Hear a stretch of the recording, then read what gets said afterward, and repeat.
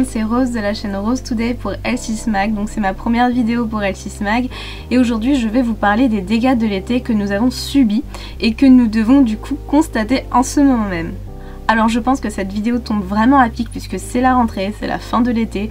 Généralement les gens sont déjà rentrés de vacances ou alors sont en train de rentrer de vacances.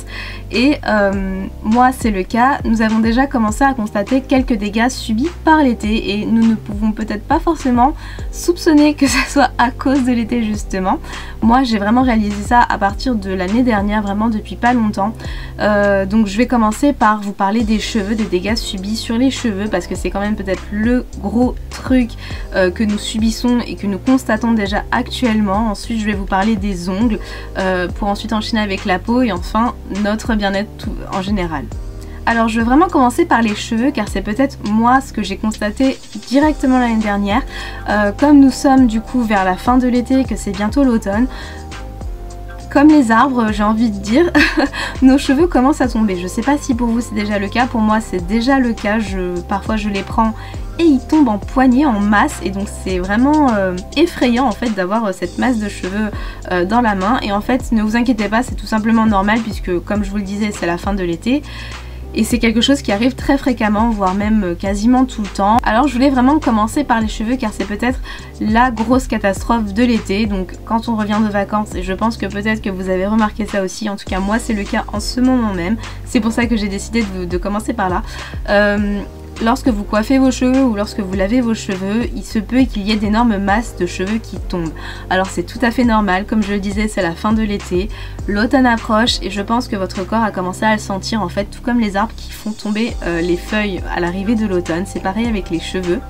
Et donc en fait il y a des solutions à ça, donc je vais vous les dire tout de suite. Et je commence en fait par l'huile de ricin. Alors oui, beaucoup de gens m'ont connue grâce à l'huile de ricin. Mais c'est vraiment un ingrédient je pense indispensable pour la chute de cheveux. Moi ça a fait de vraiment très bons résultats. J'ai commencé du coup ma cure l'année dernière grâce à ça puisque mes cheveux tombaient et que je ne savais pas du tout comment pallier à ça. C'est aussi une bonne huile pour renforcer les cheveux.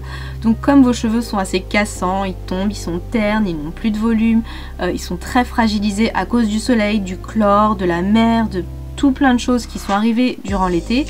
D'ailleurs même si vous n'êtes pas parti pendant les vacances d'été à la mer ou quoi que ce soit, il se peut que du coup rien qu'à cause du soleil ça fasse cet effet là. Moi en tout cas c'est exactement le cas en ce moment même. Je ne suis pas du tout partie en vacances cet été mais ça ne m'a pas du tout empêché d'avoir justement les grosses masses de cheveux qui tombent et d'avoir les cheveux fragilisés. C'est pour ça que je vous dis ça. Je pense que ça concerne vraiment tout le monde. Du coup moi en ce moment effectivement je fais une cure d'huile de ricin, donc vous les mettez vraiment sur vos racines. Donc moi pour l'appliquer c'est vraiment tout bête, je prends directement à la bouteille. Alors moi cette bouteille je l'ai achetée directement sur Amazon, sur un site marchand. Je pense que vous pouvez trouver de l'huile de ricin un peu partout. Je sais qu'on peut la trouver en pharmacie mais je pense qu'elle est un petit peu chère. Après je ne sais pas du tout si en fonction du degré de pureté, je sais pas si on peut appeler ça comme ça, le prix varie, mais en tout cas moi je l'ai achetée tout simplement sur Amazon pour vraiment pas très cher, une bouteille de 250 ml. Ça c'est vraiment 250 ml, je crois m'a coûté dans les environs de 5 à 7 euros, donc c'est plutôt rentable je trouve parce qu'il y en a vraiment énormément. C'est une huile très épaisse par contre, mais pour du coup faciliter un petit peu l'application, j'ouvre tout simplement la petite bouteille et il y a un petit embout, voilà un tout petit embout ici, et en fait je vais directement l'appliquer sur les racines et je frotte et je frotte. Alors en plus d'empêcher la chute de cheveux, elle fait aussi pousser les cheveux beaucoup plus rapidement. Mais bon là pour le coup on fait vraiment ça pour la chute de cheveux et je peux vous dire qu'effectivement les cheveux tombent vraiment de moins en moins. Moi c'est vraiment le cas, j'ai commencé à reprendre cette cure parce que c'est vraiment très très bon l'huile de ricin, donc je vous le conseille même pour n'importe quel type de soin cheveux tout banal. En tout cas pour la chute de cheveux c'est vraiment l'idéal. Bien sûr il n'y a pas que la chute de cheveux qui fait partie des dégâts de l'été, il y a aussi les cheveux cassants et très abîmés. Moi c'est vraiment le cas et je vais vous dire un petit peu les petites habitudes à prendre pour éviter justement de les casser encore plus. Alors déjà je vais commencer par un truc tout bête. Lorsque vous vous lavez les cheveux, laissez-les sécher à l'air libre. Ça va les faire sécher de manière vraiment plus douce et sans être agressé par la chaleur du sèche-cheveux. Parfois si vous pouvez vraiment pas attendre, moi c'est ce que je fais, je laisse sécher au maximum en tout cas à l'air libre. le plus possible, le plus longtemps possible, j'essaie de faire autre chose à côté, de m'habiller ou je ne sais pas quoi, mais si vraiment j'ai pas le temps et qu'à la fin ils sont encore mouillés, je prends le sèche-cheveux et là je passe un petit coup de sèche-cheveux, alors jamais à la température la plus chaude. Là c'est un coup à vraiment faire friser les cheveux, à vraiment les abîmer, les agresser, tout ce qu'il ne faut pas en fait, c'est vraiment ce que le soleil vous a fait de toute façon à vos cheveux, donc ça serait bête de continuer là-dessus. Vraiment essayer de mettre la température de chaleur si vraiment vous ne pouvez pas faire à l'air froid, de chaleur minimum, sinon bah, le mieux ça serait vraiment de les faire sécher à l'air froid. Il y a aussi le fait de peigner vos cheveux qui peuvent aussi les abîmer et c'est surtout à ce moment-là que vos cheveux se cassent. Alors moi ce que je fais du coup après la douche, car c'est là je pense que vos cheveux sont le plus fragilisés, c'est vraiment lorsque vous devez les essorer, j'utilise un peigne avec de très grosses dents. Alors oui, le mien est assez énorme, je l'ai acheté en Chine. Là-bas ça se trouve vraiment très facilement, d'ailleurs je pense que là-bas c'est ce qu'ils utilisent peut-être le plus parce que j'ai jamais vu autant de peignes avec d'aussi grosses dents, en tout cas en Europe, enfin en France j'en ai pas vu énormément, je sais qu'à Monoprix ça commence à se faire, mais j'en avais vraiment pas vu pendant très longtemps. Alors si vous pouvez vraiment utiliser les très grosses dents comme celle-ci, déjà elles sont très épaisses, donc de ce côté là vous pouvez y aller, vos cheveux ne vont pas à cause d'un nœud péter une des dents, mais justement vu que les dents sont très écartées et très éloignées tout simplement, vos nœuds ne vont pas s'en mêler directement. Alors bien sûr il y a la technique que tout le monde doit connaître pour éviter d'abîmer ses cheveux plus longtemps. Vous commencez par le bas et les nœuds qui se trouvent ici vont directement s'enlever. Là il n'y aura pas beaucoup de difficultés, ça va très rapidement aller. Alors que si vous commencez d'en haut, vous allez faire descendre tous vos nœuds qui se trouvaient ici et vous allez faire une espèce d'énorme embouteillage et c'est là que vos cheveux vont vraiment casser. Donc vraiment prenez un gros peigne comme celui-ci, commencez vers le bas petit à petit et puis vous remontez. Ça je pense que normalement tout le monde devrait le faire. Et il y a un dernier conseil pour les cheveux, c'est bien sûr de faire des bains d'huile. Alors ça je pense qu'on ne le répète pas assez, les huiles c'est très bon pour les cheveux.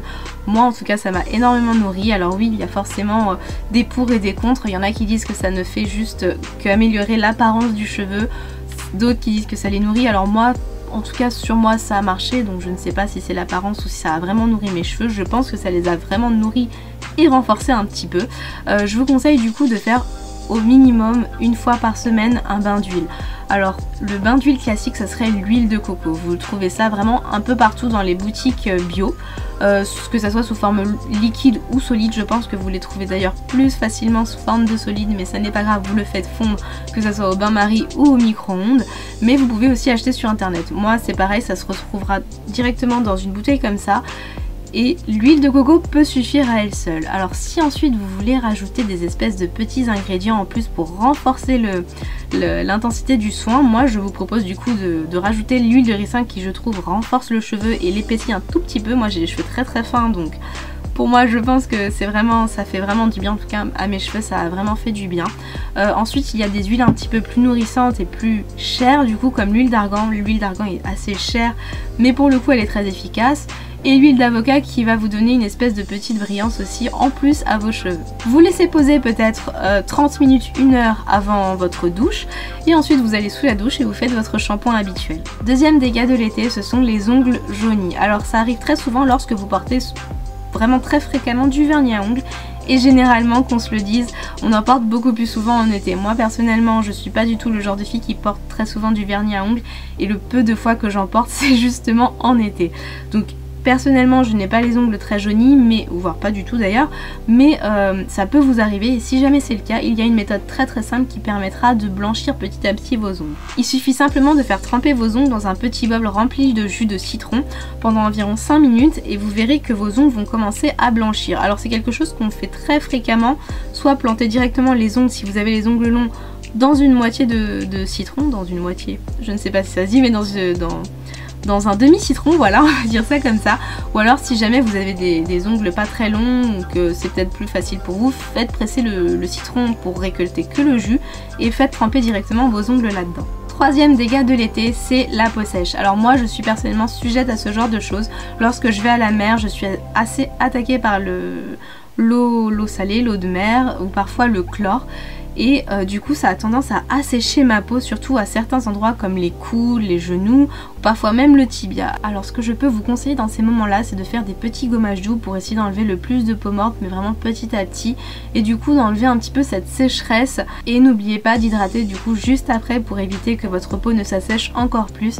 Alors je vous propose soit le lait corporel qui est peut-être un hydratant peut-être plus doux que la crème ou le beurre corporel. Si jamais vraiment vous avez la peau très sèche, je vous conseille bien sûr de directement passer au beurre corporel, c'est peut-être ce qu'il y a de plus efficace et de plus nourrissant. Je trouve que ça peut être une très bonne prévention parce que justement en hiver on commence à avoir vraiment la peau qui tiraille de plus en plus, qui s'assèche de plus en plus, et c'est un petit moyen justement de prévenir de cette fraîcheur d'hiver, de ce vent un petit peu glacial qui vous agresse un petit peu la peau, ou même peut-être de la pollution qu'on rencontre à la rentrée dans les grandes villes surtout. Moi c'est le cas en tout cas, donc voilà. Et quatrième dégât de l'été qui là dépend totalement de nous, c'est les kilos en trop. Alors il y en a qui vont plutôt maigrir pendant les vacances d'été, d'ailleurs tant mieux pour eux si jamais c'est ce qu'ils voulaient ou quoi, mais il y en a qui vont plutôt prendre un peu plus de poids, et tout ça c'est peut-être dû justement aux apéros, au barbecue, au restaurant sur la plage, au restaurant tout court d'ailleurs. Et pour pouvoir pallier à ça, je n'ai pas vraiment de conseils miracles à vous donner, c'est tout simplement de commencer à réguler vos repas, parce que c'est vrai que pendant l'été on prend un petit rythme assez tranquillou, on se laisse un petit peu aller etc, puis à la fin de l'été on peut regretter.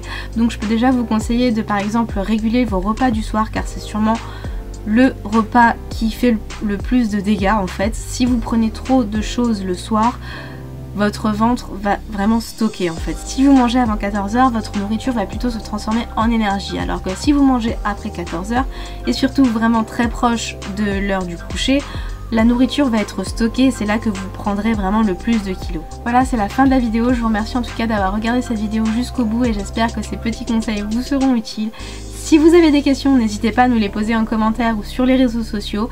Et n'hésitez pas à nous suivre tout simplement déjà sur notre chaîne YouTube, sur Facebook, sur Twitter ou plein d'autres réseaux sociaux. Je vous remercie encore et à bientôt.